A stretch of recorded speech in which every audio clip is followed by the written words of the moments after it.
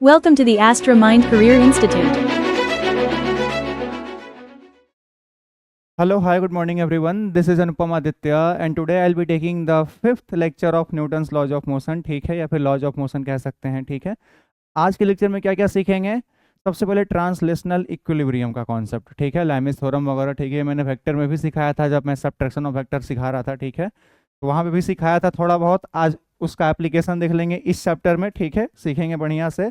और दूसरा constraint motion या कंस्ट्रेंड मोशन आप कह सकते हैं, ठीक है, यानी है ना, देखिए न्यूटन्स लॉ ऑफ मोशन में ना, जैसे हम लोग जो पुली वाला सवाल कर रहे थे, ठीक है, एक ब्लॉक नीचे आ रहा था, एक ब्लॉक ऊपर जा रहा था, ठीक है, तो ये जितना नीचे आ रहा था ये उतना ही ऊपर जा रहा था, ठीक है, तो इसका मोशन इस पे डिपेंड करता है, ठीक है, इसका मोशन किसी चीज पे डिपेंड करे या फिर इसका मोशन किसी दूसरे मोशन को इफेक्ट करे, ठीक है, उसको बोलते हैं कंस्ट्रेंड मोशन, ठीक है, यानी जो इसका मोशन है वो टोटल इंडिपेंडेंट नहीं है, वो इस पर डिपेंड करता है, कुछ है ना रिस्ट्रिक्शंस हैं, कुछ है ना लिमिटेशंस है कि नहीं मैं जैसे चलूंगा उसी हिसाब से तुमको भी चलना होगा, ठीक है, कुछ बाधा है, कुछ रिस्ट्रिक्शंस हैं, उसी को बोलते हैं कंस्ट्रेंट मोशन या कंस्ट्रेंड मोशन, कुछ भी बोल सकते हैं, ठीक है।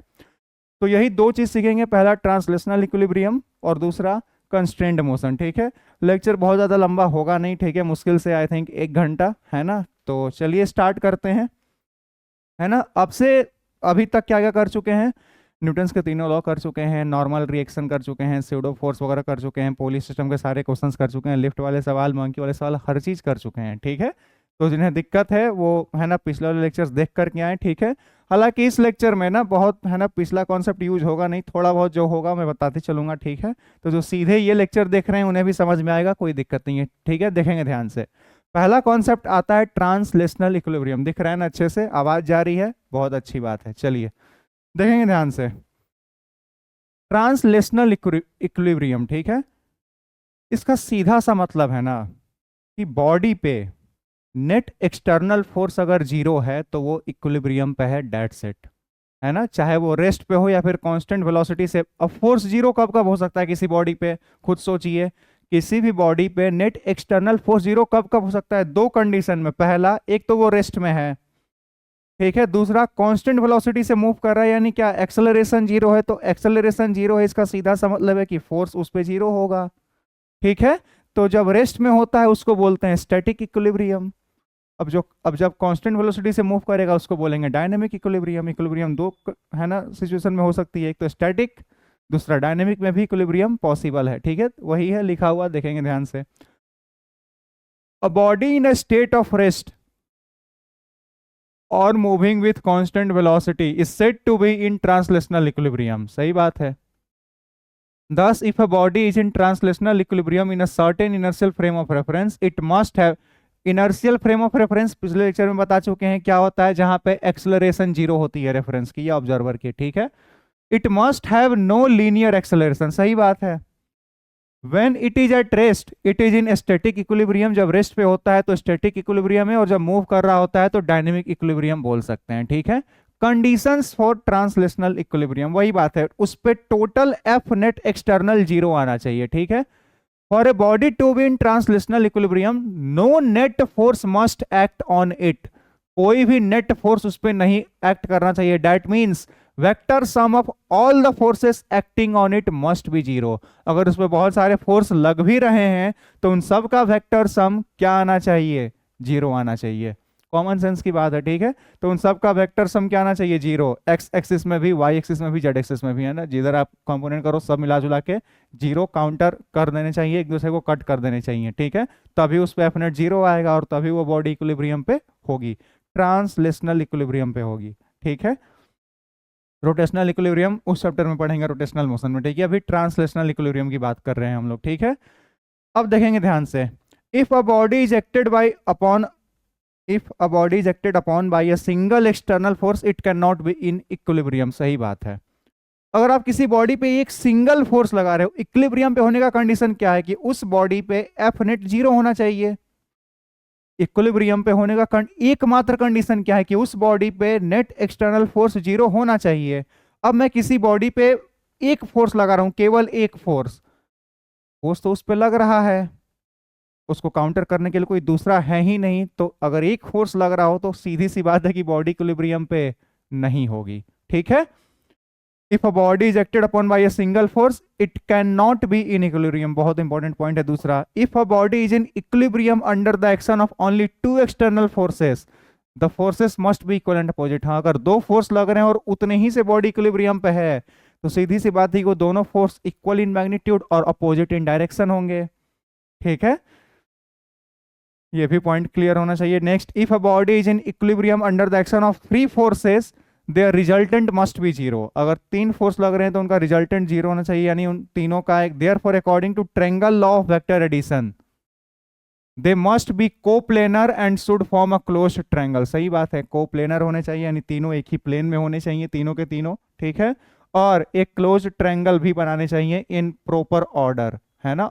ऑर्डर का मतलब हेड टू टेल, फिर सॉरी टेल टू हेड, फिर टेल टू हेड, फिर टेल टू हेड, ऐसे ज्वाइन करना है तो इसको प्रॉपर ऑर्डर में।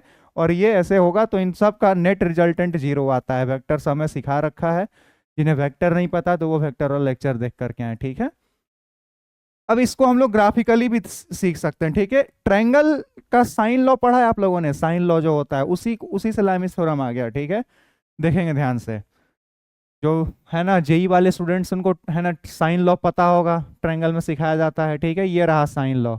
ठीक है, क्या होता है ये, बहुत सीधी सी बात है यार। ये कोई ट्रायंगल है, ये कोई ट्रायंगल है, इस साइड को बोल दो ए, इसको बोल देते हैं बी, है ना, स्मॉल से लिखते हैं। ठीक है, लेंथ को हम लोग स्मॉल से ही लिखते हैं। वर्टेक्स किसी पॉइंट को कैपिटल से डिनोट करते हैं। खैर, ये कोई ट्रायंगल है, इसको बोलेंगे ए, इसको बोल दिया सी, इसको बोल दिया ए बी सी, ऐसे बोल दिया। ठीक है, इसको बोल देते हैं अल्फा, इसको बोल देते हैं बीटा एंगल को, और इसको बोल देते हैं गामा। ठीक है, साइन लो क्या बोलता है, ए अपॉन साइन अल्फा, ए अपॉन साइन, है ना, साइन कॉस वाला, है ना, साइन अल्फा, ये इक्वल होगा बी अपॉन साइन बीटा के, ये इक्वल होगा सी अपॉन साइन गामा के। ठीक है, ये होता है साइन लॉ। ठीक है, इसी से आ गया लैमिस थ्योरम। ठीक है, यानी जो साइड आप ले रहे हो उसके सामने वाला एंगल, ये साइड हमने लिया, देखिए अभी ए लिया था, तो डिवाइडेड बाई में कौन सा एंगल लिखेंगे, उसके सामने वाला एंगल कौन है, अल्फा, तो ए अपॉन साइन अल्फा, साइन के साथ लिखते हैं। ठीक है, ये लिया तो इसके सामने वाला एंगल बीटा, तो बी अपॉन साइन बीटा, ये साइड लिया तो इसके सामने वाला एंगल तो सी अपॉन साइन गामा। ठीक है, ये होता है साइन लॉ। क्लियर है ना। कुछ लोग ऐसे भी बोलते हैं, जैसे ये साइड लिया तो ये साइड कौन सा एंगल नहीं बना रहा है, ये साइड देखेंगे ध्यान से, कौन सा एंगल नहीं बना रहा है। ठीक है, ये और ये तो बना रहा है, अल्फा बीटा दोनों ये साइड बना रहा है, सॉरी बीटा और गामा ये बना रहा है, अल्फा नहीं बना रहा, तो अल्फा लिखते हैं। ठीक है, कुछ लोग ऐसे भी समझाते हैं, मैं सोचता हूँ कि जो सामने है उसको लिख दो यार, ऐसे समझाना ज़्यादा ईजी है। ठीक है, लेकिन कभी कभी फंस जाओ कि दिख नहीं रहा है कि कौन सामने है, तो सीधे देखिए कि ये साइड कौन सा एंगल नहीं बना रहा है, उससे क्लियर हो जाएगा। ठीक है, तो हमें अक्सर ऐसा कुछ डायग्राम दिया जाएगा, तीन फोर्स लग रहे होंगे किसी किसी एंगल पे। ठीक है, और बोला जाएगा कि है ना इक्विलिब्रियम पे है, तो आप है ना सब फोर्स बताइए, इक्विलिब्रियम करके दिखाइए। ठीक है, ये सब चीजें क्या करेंगे, कुछ नहीं, F1 upon sine A equal to F2 upon sine भी, देखिए ये F1 है, इसके सामने वाला एंगल ए, तो F1 upon sine A equal to F2 upon sine भी equal to F3 upon sine से। ठीक है, इसी को बोलते हैं लैमिस थ्योरम, और इसी का यूज करके हम लोग क्वेश्चन सॉल्व करेंगे। बहुत आसान है, सीधे क्वेश्चन देखेंगे इसका। ठीक है, अभी समझ में आ जाएगा एक एक चीज। देखिए, calculate the tensions T1 T2 and T3 in the massless string shown in figure. ये फिगर है, यहाँ पे T1 है, ये T2 है, T3 है। ठीक है, यहाँ पे डायग्राम मैं भी बना दूं, देख लीजिए, है ना, ऐसे लटका रखा है,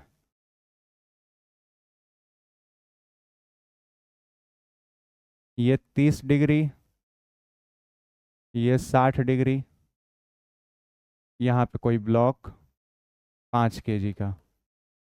ठीक है, यहाँ पे T3 है ना, ये T2 है इधर, और यहाँ पे T1 है। ठीक है, क्लियर है यहाँ तक, कोई दिक्कत नहीं। अब देखेंगे ध्यान से,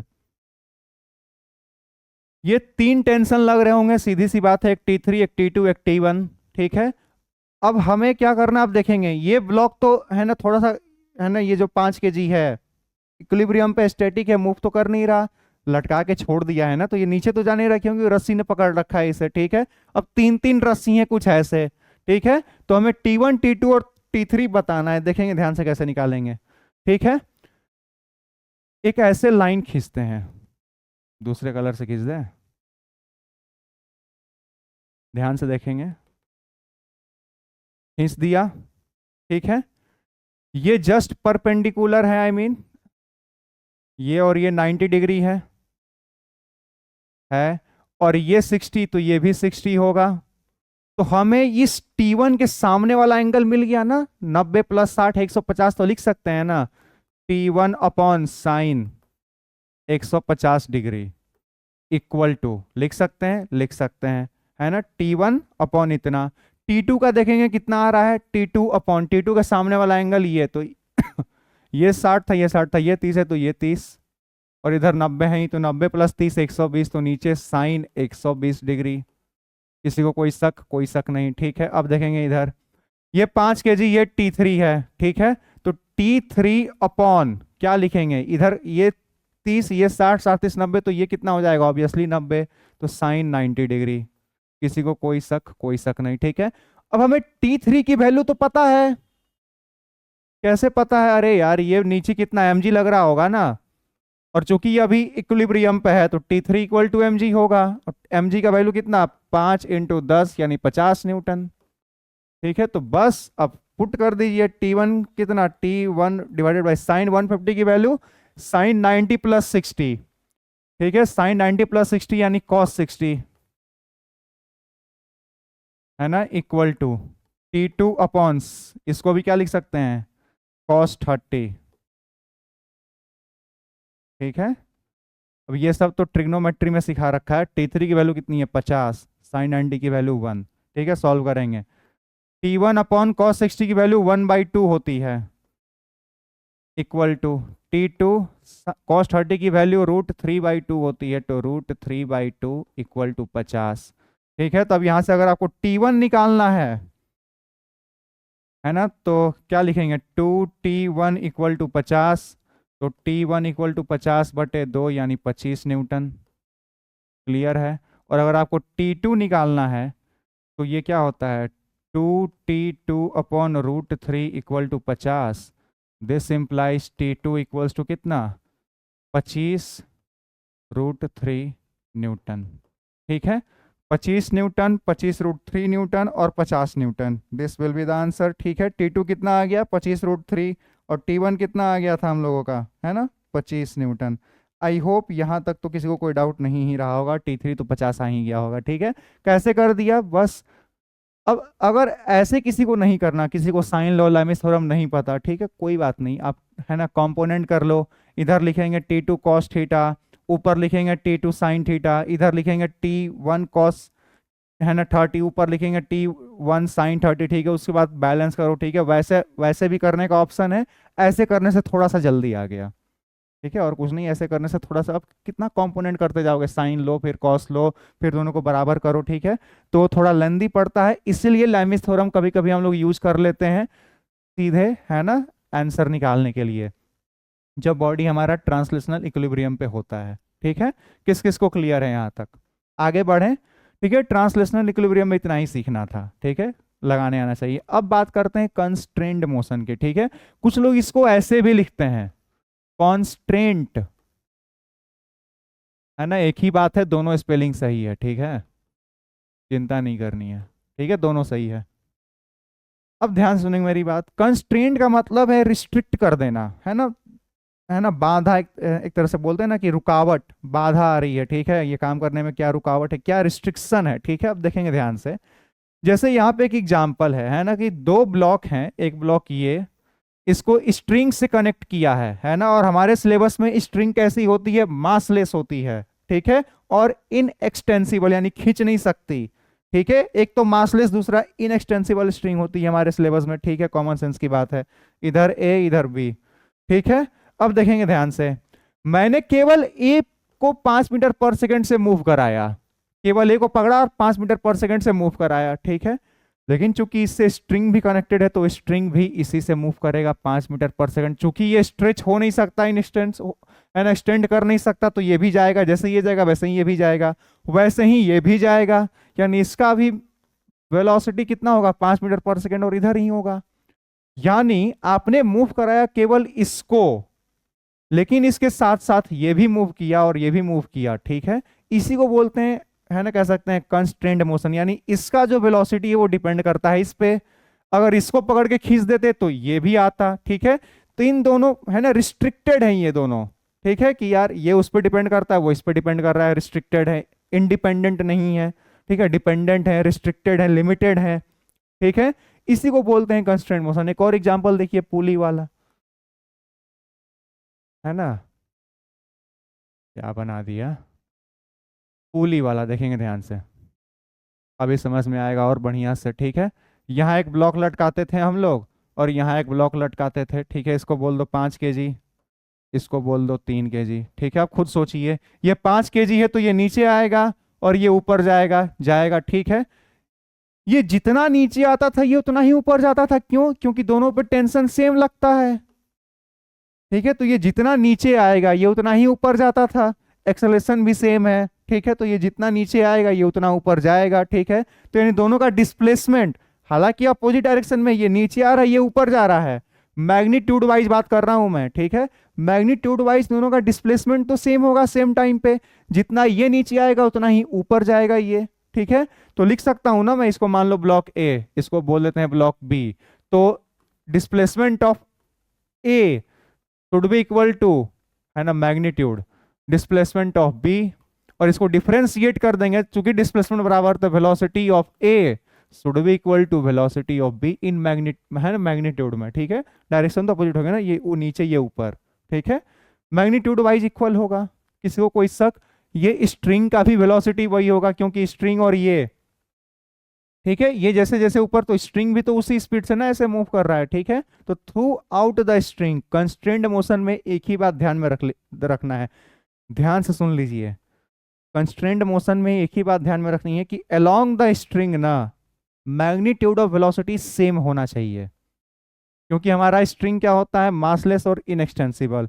तो उस स्ट्रिंग से जो ब्लॉक कनेक्टेड है ना, उसका स्ट्रिंग के अलोंग जो वेलोसिटी आएगा वही हर एक ब्लॉक का उस स्ट्रिंग के अलोंग वही वेलोसिटी आना चाहिए, ठीक है।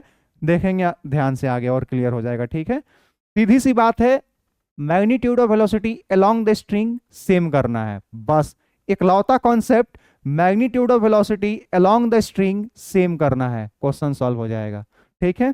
बस इतना ही करना है कंस्ट्रेंट मोशन में। देखेंगे ध्यान से इधर, सवाल नंबर 1, पहला सवाल, ठीक है। इस 2 मीटर पर सेकंड को इधर खींच दिया है, ठीक है। 2 मीटर पर सेकंड इस ब्लॉक ए को वेलोसिटी दी, पूछ रहा है find velocity of block B. ध्यान से सुनेंगे। अब चूंकि ये ब्लॉक इधर जा रहा है तो ये स्ट्रिंग भी, स्ट्रिंग में वेलोसिटी कितनी होगी, 2 मीटर पर सेकंड, और पूरे स्ट्रिंग में यही वेलोसिटी होगी 2 मीटर पर सेकंड। स्ट्रिंग में जो एक जगह वेलोसिटी होती है पूरे स्ट्रिंग में वही वेलोसिटी होती है, ठीक है। यहां पे जो वेलोसिटी होगी स्ट्रिंग की वही वेलोसिटी इस स्ट्रिंग में भी होगी, ठीक है। इसका मान लेते हैं हम कितना, वेलोसिटी ऑफ बी, ठीक है। तो वी बी का कॉस कंपोनेंट, कॉस 37 कंपोनेंट कितना, 2 मीटर पर सेकंड होना चाहिए। कॉमन सेंस की बात है, इधर खींच रहे हैं तो ये भी तो इधर ही जाएगा ना, कॉमन सेंस की बात है यार। तो V B cos 37 degree equals to कितना लिखूंगा मैं, 2 मीटर पर सेकंड लिखूंगा, लिखेंगे वी बी कॉस 37 की वैल्यू कितना, 4/5 इक्वल टू 2। तो वी बी कितना आएगा, वी बी आएगा मेरा 5 दूनी 10/4 मीटर पर सेकंड। किसी को कोई शक? देखो इतना आसान था यार ये तो, है ना। ये सब भी कोई, है ना, मतलब 10 पॉइंट में यार तुम लोग, हेलो, 2.5 मीटर पर सेकंड, है ना, 2.5 आएगा मीटर पर सेकंड। वेलोसिटी आ गई इसकी कितनी, 2.5 मीटर पर सेकंड। क्या किया, इस ब्लॉक का भी वेलोसिटी अलोंग द स्ट्रिंग यही होगा, बस इतना ही किया है। नोट पॉइंट क्या है, velocity along the string must be equal in magnitude, magnitude of velocity along the string same होना चाहिए, ठीक है। इस मैग्नीट्यूड में मैं इतना क्यों जोर दे रहा हूं, इसमें अभी क्लियर हो जाएगा, ठीक है। ये सवाल करके देखिए, ठीक है। अभी मैंने समझा दिया, ये वीडियो को पॉज करेंगे, ये क्वेश्चन करो जल्दी, अभी की अभी कर लिया। मैं कराऊं, अब देखेंगे ध्यान से। सवाल क्या है, ये ब्लॉक ए है, इसको 10 मीटर पर सेकंड से इधर धक्का दे दी, धक्का मतलब खींच रहे हैं, ठीक है। वेलोसिटी दे दी इसको इधर, ठीक है। ये 53 है, ठीक है, दे दिया। अब ध्यान से देखेंगे, यहीं पे बताऊं कि अगले पेज पे अच्छे से डायग्राम बना के बताते हैं, ठीक है। अगले पेज पे बताते हैं, देखेंगे ध्यान से। यहाँ कोई लटक रहा था पुली, ठीक है, यहाँ से एक ब्लॉक कनेक्टेड थी ए और यहाँ से एक ब्लॉक कनेक्टेड थी बी, ठीक है, यही था। 37-53, ठीक है, ये कितना है 37 डिग्री और ये कितना है 53 डिग्री, ठीक है, ये किसी सरफेस पे होगा ये दोनों का दोनों, ठीक है। इसको वेलोसिटी कितना दे रखा है 10 मीटर पर सेकंड का ना, इसको वेलोसिटी दे रखा है कितना 10 मीटर पर सेकंड 3753, ठीक है। वेलोसिटी ऑफ बी पूछा पूछा जा रहा है हमसे, ठीक है। क्या पूछना, क्या फाइंड करना है, वेलोसिटी ऑफ बी, ठीक है। देखेंगे ध्यान से, मेरी सुनेंगे मेरी बात ध्यान से, ठीक है। देखिए ये 37, इसको एक्सटेंड कीजिए, मुझे क्या चाहिए 10 मीटर पर सेकंड का, है ना, इसका कंपोनेंट चाहिए इसके अलोंग, है ना। आप खुद सोचिए, इसको पकड़ के मैं इधर खींचूंगा इस ब्लॉक को, इसको वेलोसिटी इधर दे दिया तो ये रस्सी इधर आएगी, रस्सी का वेलोसिटी कुछ इधर होगा, इधर ये ऐसे ही आएगी तभी तो ये इधर जाएगा, और इधर रस्सी का वेलोसिटी इधर आएगा, है ना। इधर ऐसे खींचेंगे तो ये ऊपर जाएगा, कॉमन सेंस की बात है, ये आगे आएगा, ठीक है। इसलिए मैं बोल रहा था, देखिए डायरेक्शन अपोजिट है ना, ये इधर है ये इधर है, इसलिए मैं बोल रहा था कि velocity along the string must be equal in magnitude, ठीक है। डायरेक्शन अपोजिट हो सकता है, ठीक है, मैग्नीट्यूड वाइज सेम होना चाहिए, ठीक है। अब समझ में आ गया, देखेंगे हम ध्यान से। तो हमें इसका कंपोनेंट इसके अलोंग चाहिए, इस रस्सी के अलोंग चाहिए, ठीक है। तो कैसे निकालेंगे, इसको थोड़ा सा एक्सटेंड कर दो यार, है ना, सीधे एक्सटेंड करते हैं इसको, मैं सीधे से एक्सटेंड कर दूं, ये रस्सी है, ठीक है, और ये वेलोसिटी मेरा ये है, ठीक है। अब आप खुद सोचिए, ये 37 डिग्री है तो ये भी 37 डिग्री नहीं होगा क्या, वर्टिकली अपोजिट एंगल से, ऐसे क्लिक नहीं कर रहा होगा, ठीक है। इसको अगर मैं यहाँ बना दूं, आपसे ये बना दूं, ये भी तो 10 मीटर पर सेकंड है यहाँ से, ठीक है, ये भी 10 मीटर पर सेकंड है, इसको मिटा दीजिए, जस्ट अ सेकेंड, अभी अभी क्लिक करेगा, ठीक है, ठीक है, बना दिया। अब देखेंगे ध्यान से, ये वेलोसिटी था 10 मीटर पर सेकंड है, इस वेलोसिटी का कंपोनेंट हमको इधर चाहिए, इस ए का अलोंग द स्ट्रिंग वेलोसिटी चाहिए, यानी इधर चाहिए वेलोसिटी हमको, इधर। ये एंगल 37 तो ये भी एंगल कितना 37, ठीक है। तो क्या लिखूंगा मैं, वेलोसिटी इस स्ट्रिंग में कितनी आएगी 10 cos 37, 10 cos 37 लिखूंगा इक्वल टू होना चाहिए इसका इसके अलोंग, यानी हमको ये पता चल गया कि रस्सी के अलोंग वेलोसिटी कितनी है 10 cos 37 है, ठीक है। कुछ लोग क्या करते हैं, ये एंगल दिया हुआ था ना, ये ऐसे दिया हुआ था, ये ऐसे दिया हुआ था, तो इसको ऐसे करते हैं, ये वाला एंगल लेते हैं और 180 - 37 करते हैं, ठीक है। तो वो एक्चुअली कंपोनेंट इस वेलोसिटी का इधर ले लिए तो डायरेक्शन उधर हो जाता है, कंफ्यूजन हो जाता है, ठीक है। तो वो उससे बचने के लिए ये बढ़िया मेथड है, ठीक है। इसके अलोंग ये वेलोसिटी इधर था, ये रस्सी इधर आएगी, कॉमन सेंस की बात है, तो इसके अलोंग ही कंपोनेंट लिया है ना, देखो यार ये एंगल भी 37 होगा, है ना। फिर 180 - 37 करते हैं, फिर 37 बात वही आती है, ठीक है। तो ऐसे करना ज़्यादा आसान है और सही भी लगता है, ठीक है। तो आई होप क्लियर होगा। इक्वल टू इसकी वेलोसिटी कुछ इधर आएगी, है ना, तो इसका कंपोनेंट ये तो सीधे ऊपर जाएगा, तो उधर ले लीजिए वी बी कॉस 53 डिग्री। किसी को कोई शक नहीं होगा, ठीक है। चलिए 10 cos 37 की वैल्यू कितनी 4/5 equal to V B cos 53 की वैल्यू 3/5। सॉल्व कर दो यार, 5 से 5 खत्म, तो वी बी कितना 40/3, 40/3 मीटर पर सेकंड। किसी को कोई शक है ना, 40/3 मीटर पर second will be the answer, ठीक है, वेलोसिटी ऑफ बी। और इधर ही आएगा, अगर नेगेटिव आ जाता तो उधर लेते फिर, ठीक है, ये सब भी पता होना चाहिए, ठीक है। यानी इधर ही आएगा, कितना आएगा 40/3 मीटर पर सेकंड। क्या किया, कुछ नहीं किया, कुछ नहीं किया। इसका वेलोसिटी पता था 10 मीटर पर सेकंड, इसका अलोंग द स्ट्रिंग वेलोसिटी कितना आएगा, इतना आएगा। और स्ट्रिंग की वेलोसिटी चूंकि इतनी है, अलोंग द स्ट्रिंग मतलब क्या, स्ट्रिंग की वेलोसिटी ये आ गई मुझे, ठीक है, स्ट्रिंग की वेलोसिटी, और ये थ्रू आउट द सेम होगी, ठीक है। तो इसका भी कॉस कंपोनेंट इधर लेंगे तो वेलोसिटी ऑफ स्ट्रिंग मिल जाएगी, दोनों बराबर कर दिया, दोनों बराबर होंगे भी, कॉमन सेंस की बात है, सेम ही तो स्ट्रिंग है यार, तो सेम वेलोसिटी से मूव करेगी ना, ठीक है। एंगल ऐसे लेना है, क्लैरिटी है। अब आगे बढ़े, चलिए, है ना, क्वेश्चन सॉल्व हो गया ना। तो कितना आया था मेरा आंसर, 40/3 मीटर पर सेकंड। किस किस को क्लियर है? आगे बढ़े। कुछ लोग ऐसे ये वाला एंगल लेते हैं 180 - 37 करके, ठीक है, तो वैसे कंफ्यूजन हो जाता है ना, फिर लोगों को लगे कि तो डायरेक्शन ऐसे ले लिया, और है ना कंफ्यूजन, तो वैसे क्यों लेंगे? जहाँ कंफ्यूजन हो उससे बचना है ना, तो ये एंगल नहीं, ऐसे बढ़ाएंगे और ये वाला एंगल लेंगे, ठीक है। चलिए, है ना, थोड़ी बहुत मैथमेटिक्स लगा लेंगे, क्या हो गया। चलिए नेक्स्ट सवाल करेंगे, ठीक है। वीडियो को पॉज कीजिए, क्वेश्चन को अभी के अभी सॉल्व कीजिए, ठीक है। क्या करना है, कुछ नहीं, वेलोसिटी अलोंग द स्ट्रिंग निकालिए, इक्वल कीजिए, बात खत्म, है ना। कराऊं मैं अब, ठीक है। ये V1 है तो ये भी V1 होगा, इधर भी V1 होगा, तो V2 है इधर, तो V2 का cos theta, V2 cos theta should be equal to V1। तो V2 इक्वल टू कितना, V2 ही पूछ रहा है, तो V2 इक्वल टू कितना, V1 अपॉन cos थीटा, यही आएगा आंसर। V2 इक्वल्स टू कितना, V1 अपॉन cos थीटा, है ना। यहां तक क्लियर है ना? आगे बढ़े, है ना।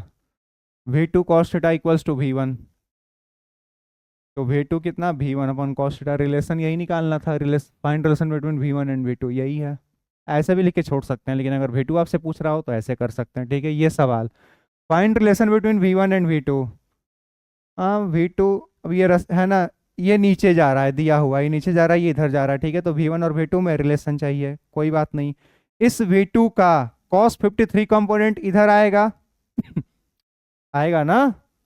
इस V2 का cos कंपोनेंट, ये V2 था ऐसे, हमें कंपोनेंट चाहिए अलोंग, है ना, ये जो स्टे क्या बोलते हैं, सीढ़ी, स्टेयर्स, ठीक है, उसके अलोंग कितना, तो 53 है, तो V2 का cos कंपोनेंट कर देंगे, cos 53, तो इसके अलोंग आ जाएगा, ठीक है। ये सेम थ्रू आउट होगा, आई मीन, तो इस V1 का भी, इसको आगे बढ़ा दो यार, क्या दिक्कत है, इसको आगे बढ़ा दो, तो ये 37 है, तो ये भी 37, वर्टिकली अपोजिट एंगल, 7वीं में पढ़ाए जाते हैं ये सब, ठीक है। तो इस V1 का इधर, तो V2 cos 53 degree, V2 cos 53 degree equals to, V2 cos 53 degree equals to V1 cos 37 degree. देखो वेलोसिटी एकदम सेम है, नीचे ही ले रहे हैं, तो एकदम बराबर, कोई कंफ्यूजन ही नहीं है। V1, ये कहाँ गया, cos 37 डिग्री, cos 37 डिग्री, ठीक है। सॉल्व कर दो, V2 V1 में रिलेशन पूछ रहा है, कोई बात नहीं। V2 cos 53 डिग्री की value 3/5 equal to V1 cos 37 की वैल्यू 4/5, 5 से 5 कैंसिल, V1 अपॉन V2 पूछा है, तो V2 को उधर कर देंगे, तो V1 अपॉन V2 उधर गया है, तो 3/4, है ना। V1/V2 इक्वल टू 3/4 आंसर आएगा। किस किस को क्लियर है? है ना, इतना इजी सवाल था यार, कुछ नहीं करना, बस इसके अलोंग वेलोसिटी सेम आएगी ना यार, ये वेलोसिटी तो इधर सेम ही आएगी ना, ये इधर जा रहा है, इधर जा रहा है, तो बस इसके अलोंग वेलोसिटी सेम करना है बस, और कुछ नहीं करना, वेलोसिटी सेम करना है, ठीक है, और कुछ नहीं करना, वेलोसिटी सेम करना है, खत्म, है ना। अब इसी को कुछ लोग, है ना, इधर एक्स वाई लेकर के फिर इसको एल लेकर के सॉल्व करते हैं, लंबा मेथड जाता है, फिर डिफरेंशिएट करते हैं, वो सारी चीजें करते हैं, उतना करने की जरूरत नहीं है, केवल सिंपल सा कॉन्सेप्ट लगाओ, आंसर लाओ, ठीक है। हमें answer with in a minute चाहिए होता है, ठीक है। आगे बढ़े, चलिए ये सवाल कीजिए, है ना, थोड़ा सा इंपॉर्टेंट सवाल है, लेकिन हाँ मैंने नोट में दे, इसका आप यूज कर सकते हैं, इस फॉर्मूले का, ठीक है। तो फॉर्मूले का यूज करेंगे और क्वेश्चन को सॉल्व करेंगे, ठीक है। कर लिया सॉल्व, मैं कराऊँ अब, है ना। कुछ लोग तो मेरे ही साथ करते हैं, सोचते होंगे कि सर करेंगे ही, चाहे भैया करेंगे ही, तो फिर हम क्यों ही मेहनत करें। खैर, क्या है सवाल, वेलोसिटी ऑफ बी फाइंड करना है, ठीक है। इस केस में क्या है ना, अब तक तो पुली मेरा स्टेबल था, ठीक है। यहाँ पे ये पुली का भी वेलोसिटी दिया हुआ है 2 मीटर पर सेकंड से, यानी ये पूरा जो पुली है ना, ये भी 2 मीटर पर सेकंड से ऊपर जा रहा है, और ये 3 मीटर पर सेकंड से नीचे आ रहा है, तो ऑब्वियस सी बात है, ये नीचे आ रहा है तो ये ऊपर जा रहा होगा, ठीक है। इस केस में एक फॉर्मूला होता है, वो क्या होता है, वेलोसिटी ऑफ जो पुली होता है ना, वो इक्वल टू होता है vector sum of velocity of A and velocity of vector B, ठीक है। Vector sum of velocity of A and velocity of B divided by 2, यानी वेक्टर सम का एवरेज, इनका एडिशन प्लस वेक्टर सम का मतलब है कि ये दोनों का डायरेक्शन अपोजिट है ना, तो एक्चुअल में माइनस होंगे, ठीक है, with proper sign. Vector addition का मतलब क्या, विथ प्रॉपर साइन आपको वैल्यू ऐड करनी है, ठीक है, और डिवाइडेड बाई 2 करना है, अगर दो हैं तो दो ही होते हैं, ठीक है, डिवाइड बाई 2 करना है, ठीक है। अगर पोली आपका मूवेबल है, ठीक है, तो सॉल्व कर दीजिए। वेलोसिटी ऑफ पोली कितना दे रखा है, अगर मैं ऊपर वाले को पॉजिटिव मानूं, ध्यान सुनिए मेरे, ऊपर वाले को पॉजिटिव मानते हैं, ठीक है, तो वेलोसिटी ऑफ पोली क्या लिखूंगा, 2 इक्वल टू वेलोसिटी ऑफ ए 3 -3 लिखेंगे, प्लस वेलोसिटी ऑफ बी हमें निकालनी है, डिवाइडेड बाई क्या लिखूंगा, 2 लिखूंगा। यहां से वेलोसिटी ऑफ बी कितनी आनी है, 2 दूनी 4, और -3 उधर जाएगा तो प्लस में, यानी +3 यानी 7 मीटर पर सेकंड। ये पॉजिटिव आया है, यानी ये वैल्यू आएगी आपकी 7 मीटर पर सेकंड, और अपवर्ड ही आएगी, क्यों, क्योंकि मैंने ऊपर वाले को पॉजिटिव माना था और ये आंसर पॉजिटिव आया है। वेलोसिटी ऑफ बी मेरा आ गया 7 मीटर पर सेकंड, ठीक है, 7 मीटर पर सेकंड, 7 है ये, ठीक है। आगे also find velocity of blocks with respect to B sitting on a pulley. क्या बात है, यहाँ पे कोई बी है ना, मक्खी, ठीक है, उसके हिसाब से आपको ब्लॉक का वेलोसिटी बताना है, ठीक है। तो आप खुद सोचिए, अभी ये काइनेमेटिक्स रिलेटिव मोशन का कॉन्सेप्ट यहाँ पे यूज हो जाएगा, ठीक है। अगर आप यहीं पे बैठ गए हो, आप खुद इमेजिन करो, है ना, अगर आप यहाँ पे बैठ गए हो, तो आप अपने रिस्पेक्ट में इसको कितने स्पीड से ऊपर आता हुआ देखोगे। एक तो आप खुद ऊपर 2 से जा रहे हो, तो चूंकि आप अपने रिस्पेक्ट में देख रहे हो, तो आप अपनी वेलोसिटी अपोजिट करके इसको देते हो, रिलेटिव मोशन का कॉन्सेप्ट है। आप अपनी वेलोसिटी अपोजिट करके इसमें ऐड करते हो, ठीक है। तो आपकी चूंकि 2 मीटर पर सेकंड थी, आपको रेस्ट में होना है, तो 2 मीटर पर सेकंड आपको नीचे हो जाना होगा, 2 मीटर पर सेकंड, और 7 इधर तो 2 इधर, तो ये आपको कितने से आता हुआ दिखेगा, ये आपको आता हुआ दिखेगा 5 मीटर पर सेकंड से, 7 -2, क्योंकि ये ऊपर है ये नीचे है। ये कितने से नीचे जाता हुआ दिखेगा, ये तो 3 से जा ही रहा था, प्लस आपने 2 और नीचे ही दे दी, तो 3 + 2, ये भी आपको 5 मीटर पर सेकंड से नीचे जाता हुआ दिखेगा। कॉमन सेंस की बात है, जिस स्पीड से ये आपको नीचे जाता हुआ दिखेगा, उसी स्पीड से ये आपको ऊपर आता हुआ दिखेगा, क्योंकि आप एकदम यहाँ पोली पे बीच पे हो, और पोली आपके हिसाब से रेस्ट पे है, और जब पोली रेस्ट पे होती है तो जिस वेलोसिटी से ऊपर आता है उसी वेलोसिटी ये नीचे जाता है। तो आपको अगर ये 5 से ऊपर जाता हुआ दिख रहा है, तो ये 5 से नीचे आता हुआ दिखेगा। और कैसे निकाला, रिलेटिव मोशन, आपका वेलोसिटी जस्ट अपोजिट करके इसमें ऐड कर दो और इसमें ऐड कर दो, खत्म, ठीक है।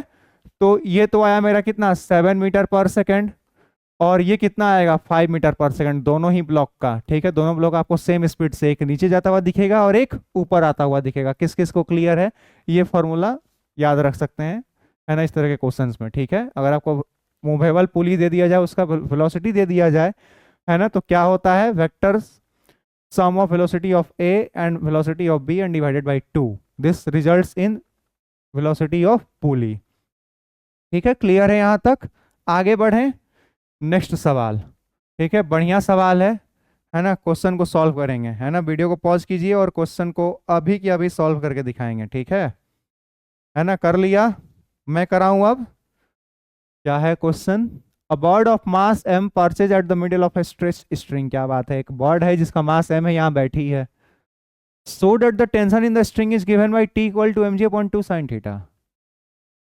Tension in the string is given by, string में टेंशन होगा कुछ इधर इधर, ठीक है, और ये टेंशन की वैल्यू mg/2 sin थीटा, ये हमें दिखाना है, ठीक है। इससे बढ़िया पूछ ही लेते हैं, खैर कोई बात नहीं, देखेंगे ध्यान से। अगर मैं इसका डायग्राम बनाऊं अच्छे से, तो ऐसा कुछ डायग्राम है, ऐसा कुछ नहीं है, थोड़ा, है ना, अच्छा नहीं बना, जस्ट अ मिनट, हाँ, यहाँ से लेते हैं ये, ऐसा कुछ, बीच में मिटा दो, क्या बात है, फिर ऐसा कुछ डायग्राम है ना, यहाँ पे बर्ड बैठी हुई है, ठीक है, इसका मास कितना है, m है, ठीक है, मास इसका कितना है, m, ये एंगल कितना, थीटा, ये भी एंगल थीटा, ठीक है। और हमें इधर जो टेंशन लग रहा होगा उसकी वैल्यू निकालनी है, ठीक है, I mean mg/2 sin theta दिया हुआ है, वही पता करना है, ठीक है। तो ये टेंशन किसको बैलेंस कर रहा होगा, आप खुद सोचिए, नीचे mg लग रहा है ना बर्ड का, अर्थ किसको ही छोड़ दिया, सबको खींचती है अपनी तरफ, तो नीचे तो बर्ड पे mg लग रहा होगा, ठीक है। और ये दोनों मिल करके, आई मीन जो टेंशन है, अगर मैं ये एंगल, ये वाला एंगल निकालूं, ये वाला, तो अगर ये थीटा है तो ये भी थीटा होगा, कैसे, अब दिख रहा होगा आपको, सॉरी वो थीटा नहीं होगा, जस्ट सॉरी ये थीटा नहीं होगा, माय मिस्टेक, ये थीटा होगा। वो थीटा तो ये भी थीटा, किसी को कोई शक? ये थीटा तो ये एंगल थीटा, ये एंगल थीटा, ठीक है, इस एंगल की बात हो रही है, ठीक है, ये एंगल थीटा। क्लियर है? कैसे? अल्टरनेट इंटीरियर एंगल से, ये थीटा तो ये भी थीटा, ठीक है। अब मेरा ये टी था, इधर इधर कंपोनेंट कितना आएगा? टी साइन थीटा, ठीक है। एक और टी है इधर, क्योंकि दो दो है ना, इधर भी टेंशन कुछ, इधर भी टेंशन, तो इसका भी कंपोनेंट कितना आएगा? एक और टी साइन थीटा, यानी 2t साइन थीटा लिख सकते हैं। और ये दोनों बैलेंस कर रहे होंगे तभी बॉडी यहाँ पे स्टेबल है, इक्विलिब्रियम पे होगी, ठीक है। तो 2t sine theta, 2t sine theta should be equal to mg। तो t का वैल्यू आ तो गया यार, mg/2 साइन थीटा, प्रूव्ड है ना, हेंस प्रूव्ड है ना, क्लास 10th का मैथ्स में है ना, LHS equal to RHS, hence proved. ठीक है, चलिए तो क्लियर है यहाँ तक? कुछ नहीं यार, बस एंगल अच्छे से देखना है। ये थीटा तो इधर कंपोनेंट कितना आएगा? साइन वाला कंपोनेंट आएगा, ठीक है। जिसके साथ एंगल रहता है उधर लेते हैं तो कॉस लिखेंगे, जिस नहीं दिया है तो उधर साइन लेते हैं, ठीक है। तो इस टी का टी साइन थीटा, इस भी टी का तो 2t साइन थीटा, और ये दोनों इक्वल होंगे। कॉमन सेंस की बात है यार, ठीक है। अगला सवाल करें, देखेंगे ध्यान से। ये उससे भी बढ़िया क्वेश्चन है, ठीक है। ये क्वेश्चन सॉल्व कर लो, अगर कर दिया ना तो समझ लेना कि एकदम नेक्स्ट लेवल पे हो, ठीक है। वीडियो को पॉज करेंगे, क्वेश्चन को अभी के अभी सॉल्व करेंगे, ठीक है। कर लिया? अब देखिए, 70 kg मैन स्टैंड करता है on a weighing machine, weighing machine पे 70 kg का आदमी खड़ा है, और 50 kg लिफ्ट पे खड़ा है, लिफ्ट के अंदर खड़ा है, और पुल करता है on the rope which supports the lift as shown in the figure. Find the force which the man should pull the rope to keep the lift stationary. ठीक है, आपको ये फोर्स बताना है कि ये कितने से खींचे, यानी आपको इसमें टेंशन बताना है, ठीक है, कि कितने से खींचे ताकि आपका लिफ्ट स्टेशनरी हो। Also find the weight of the man as shown by the weighing machine. ठीक है, दिख रहा है ना, आवाज जा रही है, बहुत अच्छी बात है, ठीक है। आपको ये टेंशन भी बताना है, प्लस वेइंग मशीन पे वेट क्या शो करेगा मैन का जब वो खींचेगा, उस समय भी है ना उसका रीडिंग बतानी है वेइंग मशीन के, ठीक है। तो क्या करेंगे, फ्री बॉडी डायग्राम बनाइए, ठीक है। न्यूटन्स लॉ में तो यही करते हैं हम लोग। लिफ्ट है ये, लिफ्ट पे देखेंगे कितने फोर्स लग रहे होंगे टोटल, ठीक है। तो ये तो टेंशन रस्सी में लग रहा है, लिफ्ट पे लग नहीं रहा, ठीक है। तो ये टेंशन जो लग रहा होगा वही टेंशन यहाँ पे भी लगेगा। तो एक टेंशन टी, एक टेंशन टी, तो यहाँ पे जो टेंशन आएगा यहाँ पे इस पॉइंट पे ये 2t होगा। तो अगर मैं लिफ्ट की यहाँ पे बात करूं तो ऊपर लगेगा कितना, 2t। किसी को कोई शक? ऊपर लगेगा ना 2t, कॉमन सेंस की बात है, ठीक है। वहां पे 2t लगेगा, ठीक है, एक फोर्स। दूसरा, लिफ्ट का वेट जो है, कितना है लिफ्ट का वेट? 50 kg का लिफ्ट है ना, तो नीचे mg तो लगता ही है, यानी 500 न्यूटन सीधे mg लिख सकते हैं, 50 × 10 500। अर्थ किसको छोड़ती है यार, ठीक है। ये दो फोर्स हुए, एक और फोर्स लग रहा है, ध्यान से देखेंगे। आदमी इस पे खड़ा है, तो जब भी कोई चीज कांटेक्ट में आती है, मान लो ये मैन है, ठीक है, तो कांटेक्ट में आने पे दो फोर्स लगते हैं, एक ऊपर एक नीचे। सिखा रखा है नॉर्मल डायरेक्शन कैसे बनाना होता है, ठीक है। ये दोनों नॉर्मल ठीक है। अब देखेंगे ध्यान से, लिफ्ट पे एक नॉर्मल भी लग रहा होगा ड्यू टू मैन, और वो नीचे लग रहा होगा, तो क्या ऐसे नीचे लिख दूं? जो नॉर्मल लग रहा होगा लिफ्ट पे नीचे, आदमी की वजह से। अरे भाई, आदमी खड़ा है तो लिफ्ट पे नीचे फोर्स लगा रहा होगा, लिफ्ट उस पे ऊपर लगा रहा होगा, कॉमन सेंस की बात है, ठीक है। यहां से क्लियर होगा। तो लिफ्ट पे ये टोटल इतने सारे फोर्स लग रहे हैं, ठीक है, लग रहे हैं। अब यहां से इक्वेशन बनाओ, क्या बनाऊंगा? 2t should be equal to, चूंकि ये लिफ्ट स्टेशनरी है ना, तो 2t इक्वल टू होना चाहिए 500 प्लस n के, 500 प्लस नॉर्मल के। ये इक्वेशन नंबर 1 क्लियर है। अगला मैन का एफबीडी बनाओ। ये है मेरा मैन, इसका मास कितना है? 70 है, तो नीचे 700 तो लगता ही लगता है, ठीक है। अब चूंकि लिफ्ट पे नीचे लग रहा था तो इस पे नॉर्मल ऊपर लगेगा, किसी को कोई शक? अरे भाई, अगर ये लिफ्ट को n से नीचे धक्का दे रहा है तो लिफ्ट इसको n से ऊपर धक्का देगा, कॉमन सेंस की बात है, और यही रीडिंग भी आएगी नॉर्मल की, ठीक है। प्लस ये रस्सी को t टेंशन से खींच रहा है, तो रस्सी भी तो इसको ऊपर t टेंशन से खींचेगी, तो आदमी पे ऊपर टेंशन भी लग रहा होगा, कॉमन सेंस की बात है ना, ठीक है। तो अब लगाओ इक्वेशन, इसमें क्या लिखूंगा? t plus n equal to 700, equation number 2 ठीक है। तो n की वैल्यू कितनी आएगी यहाँ से? 700 माइनस टी, ठीक है। अब यहाँ पे पुट कर दो, तो 2t equal to 500 plus 700 minus का t, तो 3t इक्वल टू 1200। तो टेंशन आपका आएगा 400 न्यूटन। किस किस को क्लियर है? यानी 400 न्यूटन के फोर्स उसको खींचना पड़ेगा, तो लिफ्ट आपका स्टेशनरी रहेगा, ठीक है। अब टेंशन इतना आ गया तो नॉर्मल कितना आएगा, आई मीन वेइंग मशीन का निकाल दो, 700 माइनस 400, तो वेइंग मशीन का रीडिंग कितना आएगा, 300 न्यूटन। ठीक है, किस किस को क्लियर है ये सवाल? ठीक है, बस एफबीडी ध्यान से बनाना था और क्वेश्चन को सॉल्व करना था यार, और कुछ तो था ही नहीं इसमें। ठीक है, आगे बढ़ें, यहाँ तक क्लियर है सभी का? ठीक है, चलिए, है ना, ये कितना टेंशन, कितना 400 न्यूटन से खींचना पड़ेगा इसको, कॉमन सेंस की बात है, और रीडिंग इसकी आएगी कितनी, 300 न्यूटन। ठीक है, आगे बढ़ें, चलिए, ये सवाल हो गया होगा। अगला, a block is dragged on a smooth plane, है ना, चलो भैया, तो कांस्टेंट मोशन का है, वीडियो को पॉज करो और क्वेश्चन को अभी कभी सॉल्व करेंगे। ठीक है, कर लिया, मैं कराऊँ अब, देखें ध्यान से। v है ना, तो इधर भी v होना चाहिए थ्रू आउट द स्ट्रिंग, ठीक है, और इसकी वेलोसिटी इधर कुछ मान लो, ये इधर जाएगा, इधर कुछ मान लिया, u मान लेते हैं, ठीक है, u, ठीक है।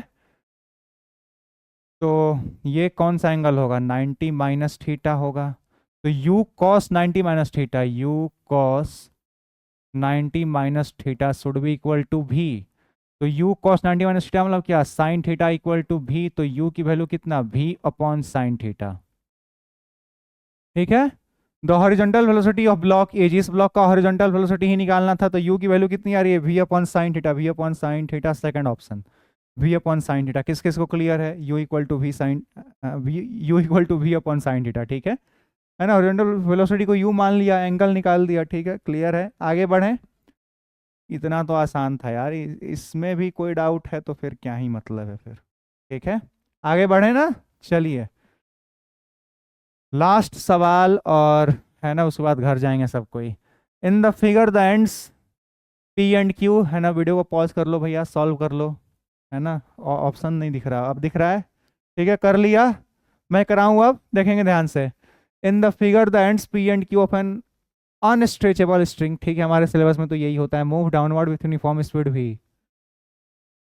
हाँ, figure P and Q of an unstable string move downward with, दोनों का वेलोसिटी नीचे v है, ठीक है, तो ये v है, तो ये ऊपर ऐसे v होगा, ये ऊपर ऐसे v होगा, कोई शक, कोई शक नहीं, ठीक है, तो ये ऊपर जाएगा, है ना, किसी वेलोसिटी से, मान लो क्या लिख दूं इसको, u लिख देते हैं, ठीक है, मास m moves upward with speed u, सही बात है, यही निकालना है, क्या बात है यार। तो u की वैल्यू कितनी होगी, ये मेरा u है, कितना होगा, v cos theta, 2v cos theta, है ना, u इक्वल टू क्या लिखूंगा मैं, इधर इस v है ना, तो इसका कंपोनेंट, अरे नहीं नहीं नहीं, इसका कंपोनेंट नहीं, नहीं सॉरी, गलती, u cos थीटा का कंपोनेंट v है ना, u cos, sorry, u cos theta, u, अरे एक सेकंड, u cos थीटा का कंपोनेंट v है, ठीक है, क्योंकि ये ब्लॉक है ना, इस ब्लॉक का मूवमेंट ऊपर हो रहा है, ठीक है, गलती होती है अक्सर, ठीक है, अभी मुझसे भी होने वाली थी, ठीक है, ये इसकी वेलोसिटी u है ना, तो इसका कंपोनेंट है v, इधर एक v, इधर एक v इधर, ठीक है, तो u cos theta equal to v लिखेंगे, ठीक है, हमें u पूछा है ना, तो u इक्वल टू कितना आएगा, v upon cos theta, u will be v upon cos theta, कहाँ है, v upon cos theta, second option, ठीक है, इंपॉर्टेंट सवाल है, ठीक है, अभी जो मुझसे गलती होने ही वाली थी, ठीक है, अक्सर हो जाती है, ठीक है, हड़बड़ी में, ठीक है, तो वो गलती नहीं करनी है, ठीक है, इस ब्लॉक का वेलोसिटी u है, उसका कंपोनेंट v है, ठीक है, पिछले सवाल में भी देखेंगे, इसका वेलोसिटी u था, इसका कंपोनेंट मैंने v लिखा है, u cos 90 माइनस का कंपोनेंट v है, ठीक है, तो जो मेन वेलोसिटी है ना, उसका कंपोनेंट होता है बाकी जो भी है, ठीक है, तो ये बात ध्यान में रखेंगे, ठीक है ना, तो अक्सर गलती हो जाती है, ठीक है, अभी मैं 2v cos थीटा लिख के आ जाता, गलत हो जाता फिर, ठीक है, एंड ऑप्शन, हाँ ऑप्शन में भी है, देखो ऑप्शन में भी है वो, ठीक है, तो गलती तो होना ही था, ठीक है, तो सेकंड ऑप्शन ही आंसर होगा, है ना, v अपॉन कॉस थीटा। यहाँ तक क्लियर है यार, ठीक है, आगे बढ़े, ये गलती नहीं होनी चाहिए, ठीक है, आगे क्या पढ़े, आई थिंक आज का लेक्चर यहीं पर समाप्त होता है, ठीक है, और है ना, कंस्टेंट मोशन के एग्जांपल्स कर लिए, क्या ध्यान रखना है, कुछ नहीं, velocity along the string must be equal in magnitude, that's it, खत्म बात, ठीक है, और ट्रांसलेशन इक्विलिब्रियम में, है ना, a upon sine alpha, b upon sine beta और c अपॉन साइन गामा, बस तीनों बराबर होंगे। बस यही दो चीज़ें ध्यान रखनी है आज के पूरे लेक्चर में, ठीक है। अगला लेक्चर फ्रिक्शन पे होगा, और है ना, तब तक के लिए थैंक यू, अपना ख्याल रखिएगा। सो टेक केयर, मिलते हैं अगले लेक्चर में। सी यू सून, बाय बाय।